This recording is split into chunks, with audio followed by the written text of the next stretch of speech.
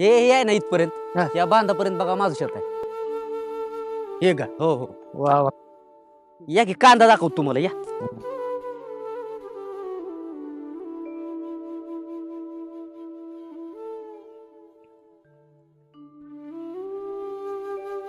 या हो साहेब कांदा.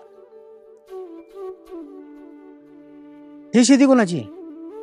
ही गणेशरावची ती काय तिथं मग हे पाणी का व्हायला चाललंय एवढं? विचारा की तुम्हीच. चला. ओ गणेशराव. आलो आलो आलो आलो एवढं बारा देऊन आलो. ए गणेशराव साहेब काय म्हणताय बघा. कुठला साहेब येतोय काय बोलतोय तर काम धंदे करू का त्यांना भेटू. आलो.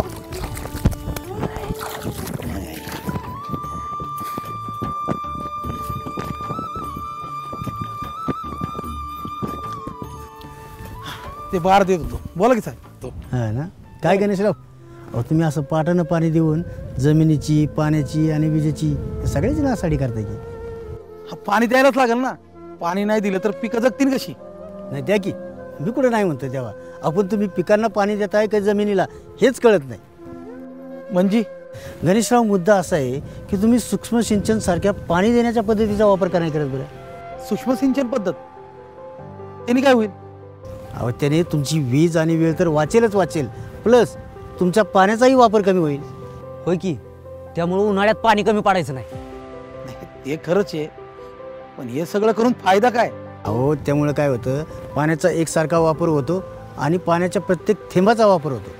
शिवाय पिकांची जोरदार वाढ होऊन उत्पादन वाढते आणि शेतमालाची गुणवत्ता देखील वाढते. अरे वा, हे तर लय झाक झालं. एक नंबरच. शिवाय दिवसेंदिवस खालवलेली भूजल पातळी एकसारखी ठेवण्यास मदत होते. आणि हो, यासाठी पंतप्रधान कृषी सिंचन योजनेतून 45 ते 55% आणि अटल भूजल योजनेतून 25 ते 30%, एकूण 75 ते 80% तुम्हाला अनुदान सुद्धा मिळतं. अनुदान? त्यासाठी काय करायला लागेल? त्यासाठी महाडीबीटी पोर्टलवर जाऊन ऑनलाईन अर्ज करायचा, बस. अरे हे तर सोन्याहून पिवळं झालं. मी सगळ्या शेतकऱ्यांना एकत्र करतो आणि महाडीबीटी पोर्टलवर जाऊन ऑनलाईन अर्जच भरतो. हा हा हा जा. जा काय तू बी चल. हो हो चल. येतो. धन्यवाद. गावात उपलब्ध होणाऱ्या एकूण पाण्यापैकी जवळपास 85 ते 90% पाणी आपण शेतीसाठी वापरतो. पाण्याच्या अति उपशामुळे भूजलाची पातळी दिवसेंदिवस घसरत चालली आहे. यासाठी जलसंधारणासोबतच शेतीमध्ये सूक्ष्म सिंचन पद्धतीचा जास्तीत जास्त अवलंब करून अनमोल अशा भूजलाचं संवर्धन करूया. चला तर मग आपण देखील ठिबक आणि तुषार सिंचन पद्धती वापरूया आणि प्रगती करूया. लोकसहभागातून भूजल व्यवस्थापनाची आशा. अटल भूजल योजना, जलसमृद्धीची नवी दिशा. भूजल सर्वेक्षण आणि विकास यंत्रणा, पाणी पुरवठा व स्वच्छता विभाग, महाराष्ट्र शासन. टोल फ्री क्रमांक 1800 110 121.